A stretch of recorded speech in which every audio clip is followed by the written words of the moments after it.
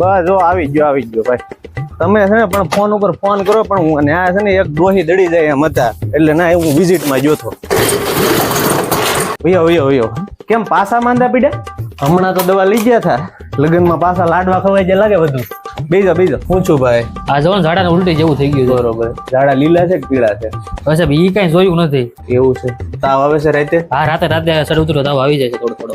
બરોબર. વાપરી જાવ. શ્વાસ લો ઊંડા, હજી ઊંડા લ્યો. નાકેથી લેજો, મોઢેથી ન લેતા. મેલેરિયાની અસર જેવું લાગે છે. એક કામ કરીએ, રિપોર્ટ કરી નાખીએ. બરોબર. હાલ્યો લોહી પેશન્ટને છે ને રિપોર્ટ કરાવ નાખો. અહીંયા છે ને બાજુમાં લેબોરેટરી છે. વલ્લભભાઈ મેલેરિયાની અસર તો છે. એક કામ કરીએ, આપણે ઇન્જેક્શન દઈ દઈએ. બરોબર.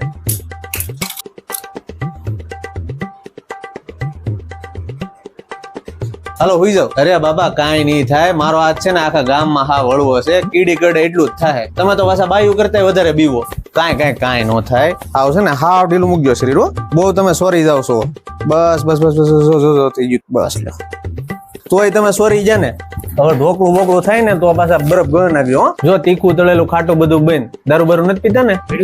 અરે મારી પા નથી. તમારે પીવાનું નથી. જીવવું હોય ને તો હવે દોસ્તારના લગ્નમાં બંધ કરી દેવાનું છે. બરોબર. આ જો તમને હું દવા લખી દઉં છું 5 દિવસની, પછી તમે મને પાછા બતાવો. હાલો જાઓ.